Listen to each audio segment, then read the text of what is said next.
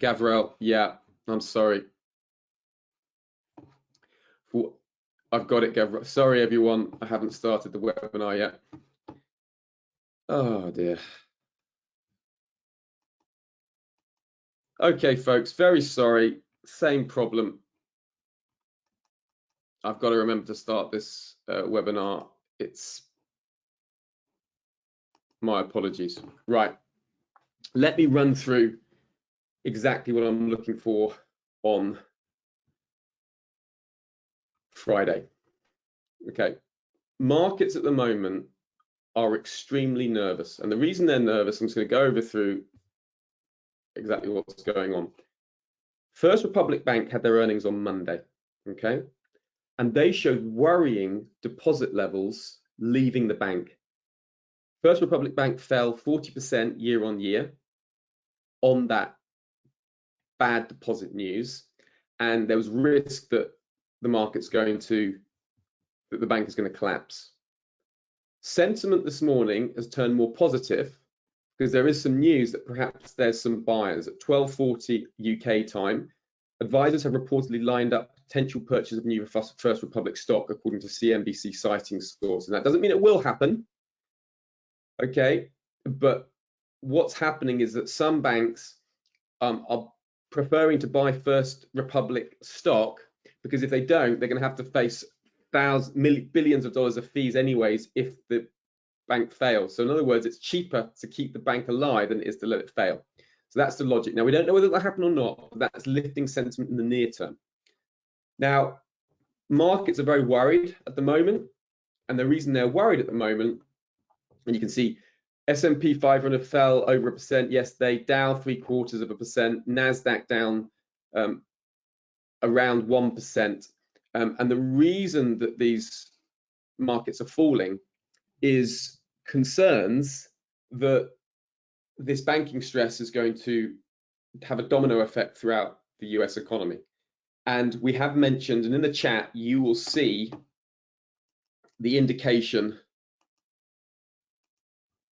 of why these banks are vulnerable to deposits leaving. And I'll just show you why. If you were a big bank, imagine you bought this 10-year bond yield when it was at 1%. You know, the US Treasury is meant to be the safest investment that you can make. So banks would have put their customers' deposit money into these long-dated bonds. But you see, this is a 10-year bond. So if you bought a 10-year bond with a yield of 1%, that means you get 1% yield each year. That's not a lot of money. So say you've bought a bond for $10,000. You're only getting 1% of that, which isn't very much money at all. Now that means your customer, you can only offer them a little bit of interest on their savings. But you look how bond yields have risen up. The problem is yields and bond prices move inversely. So when the yield goes up, the price of the bond goes down. So it means if you bought the bond back here in 2020, and then you're thinking, well, I want to sell this bond now because it's 4% yield, I want to get a new bond. Well, yes, but your bond is not worth so much money because the value of it has changed with the yield. You only bought it at 1% yield. Who wants a bond with a 1% yield? Well, you have to cheapen the bond to get buyers. So as a result of that, that's why analysts are very carefully looking at deposit levels in banks. Now, that First Republic Bank worried markets, and as a result of that, right, if you look at interest rate projections, short-term interest rate markets have changed what they think from the Fed now. They think the Fed's going to cut twice this year because banking strain is starting to worry investors, so the Fed will be more cautious in hiking interest rates. When interest rates are higher, that means that economic conditions are more challenging, and as a result of those more challenging economic conditions, companies' profitability is less, consumers have less money, mortgages cost more, loans cost more, less disposable income, less profit for companies. So the Fed is seen as being less likely to hike interest rates now. 79% chance of them hiking by 25 basis points on Wednesday next week, 1 in 5 chance that they don't hike at all. That has been a result of that First Republic Bank. Now, if the First Republic Bank problem gets shored up, it might change. But what this tells us for this core PCE print is something very helpful. Now, just look at the data here. Here we go. Just look at the data here. So what's expected?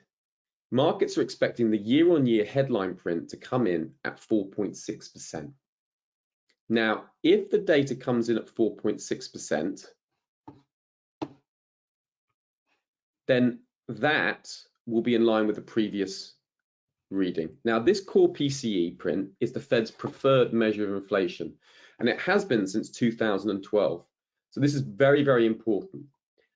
And what the PCE print, it's called the Personal Consumption Expenditure Print, and it measures the spending on goods and services by US citizens. And it really has two figures. The first figure, the headline, and the core. Now, the first figure is from all the spending categories, and there's three spending categories: durable goods, non-durable goods, services. But the second category, the core, excludes food and energy. Food and energy are more likely to have sort of natural fluctuations, and so they sort of can hide true inflation trends. So the core is seen by the Fed as the preferred measure of inflation, and it looks at things like, you know, motor vehicles, recreational goods, furnishings, clothing, footwear, you know, healthcare, transport, recreation, etc., etc. Now you can see the prior core reading was 4.6%, and if you look at the reading here, you can see that the core is stepping lower. Good, right? But if you look at it over 5 years, you see actually the core is very elevated, well above the Fed's preferred 2% level of inflation. So this is much higher. Yes, it's stepping down, but the lower this goes, the more reassured the Fed will be in the near term that conditions are starting to tighten.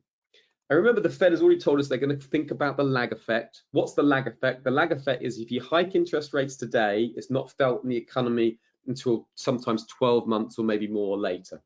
So in other words, you can over hike, you can over tighten, and that's a real risk. The Fed won't want to do that. This inflation print will be very important. So what that tells us is the following. If the inflation print, let's have a look. Let's get the right thing. If the inflation print comes in below 4.5%, so 4.4%, if the month-on-month comes in below 0.1%, why those figures? It's because it's below the market's minimum expectations. It's below the market's minimum expectations of 4.5 and 0.1%. If it comes in below those, and the headline comes in at 4.5 or 0.3, preferably lower, so we want to see red, red, red, red across the board. And ideally, we want to see this 4.4% or lower, and this 0.1% or lower. So ideally 0% here, 4.4% there. If we get that, 4.4, 0%, 4.5 or lower, 0.3 or lower, then I'll expect gold to break out to the upside. Now, let me show you why. This is a chart showing the dollar, real yields, and gold. Gold is in gold, the dollar's in green, real yields are blue. Notice, when you see real yields and the dollar move down together, notice how gold moves higher. When you see real yields and the dollar moving up, notice how gold moves lower. So what you're looking for here, look in 2020, real yields and the dollar moving lower, gold breaking out higher, okay? When you see real yields and the dollar moving lower, right? Real yields, dollar moving lower, gold moving higher. The recent sort of rip that we've been seeing in gold has been because real yields and the dollar have been moving lower. If inflation comes in very low, then that means the Fed has to do less. That means bond yields are more likely to fall. So you'd expect real yields to fall, the dollar to fall, and that should shift gold higher. So you now have a great potential trade. a miss in the PCE print, you'd expect real yields, the dollar to move lower, gold to break higher. How would you look at it? Now, technically, look, we can see consolidating price action, moving close and tight. If we see a miss in the inflation data, I'd expect this to break out and I'd look for a retest of that 2040. If it's just only slightly lower than expected, you potentially look at these pivot points to potentially take profit on the way up. Stops can be placed just underneath that 1960 and then brought up below the pre-release price. Now, say this breaks out ahead of tomorrow, ahead of Friday, don't worry, use this still as a reference point, okay? So if it breaks out and pushes higher, then use it as a reference point. Now, also, I would also expect gold to fall if this comes in much higher than expected. So say the core comes in 4.7%, the month-on-month 0.4%, the headline 4.6% or higher, month-on-month 0.4% and higher. So this is green above the board and the core is both above market's maximum expectations, then I would expect gold to fall to the downside. Why? Because I expect the dollar to move higher on expectations of more aggressive Fed and yields to move up on expectations of aggressive Fed, and so you'd expect real yields to rise, the dollar to rise and gold to fall. So the trade would be looking for a break of the symmetrical triangle pattern and then looking for a move lower, but I would not be looking, maybe take that S3 pivot.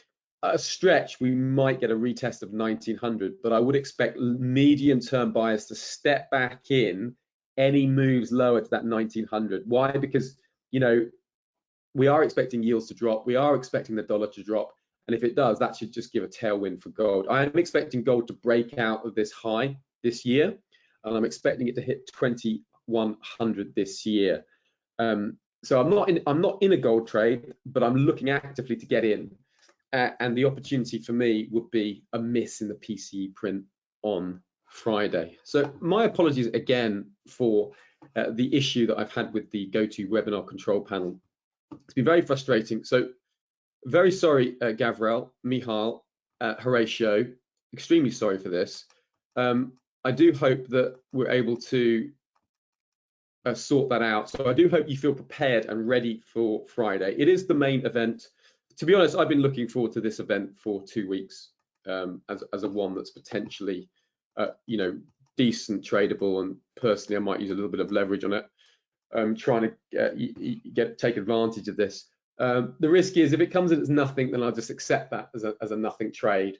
But I'm looking for a good opportunity here. Just going to see if folks have got any questions.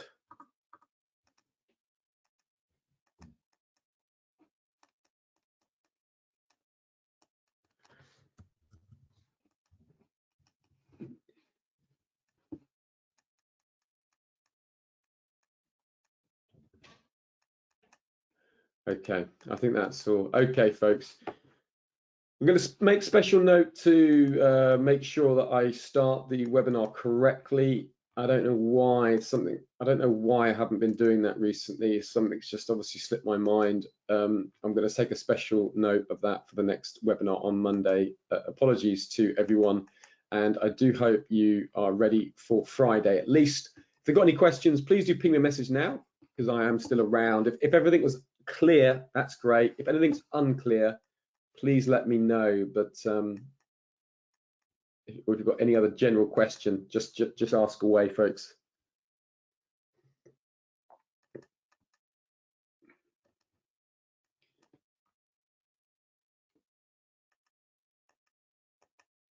Don't forget to read that article I put in the chat box about why investors are looking at deposit levels. You'll find that very helpful, and that's why people. Yeah, that's great. Yeah, good, Meher. You're welcome. Yeah, that's great. Yeah, at least, like as I said, I can't stress this enough. It's very, very important print, but look out for banking worries as well. So if this moves, significantly Gold could get a nice boost from the banking fears as well, because just keep an eye on that as well. Look out for that banking fear problem. It could reveal itself. Just keep your eye on it. Okay, folks, take care now and look forward to seeing you Monday. Thanks, everyone. Goodbye.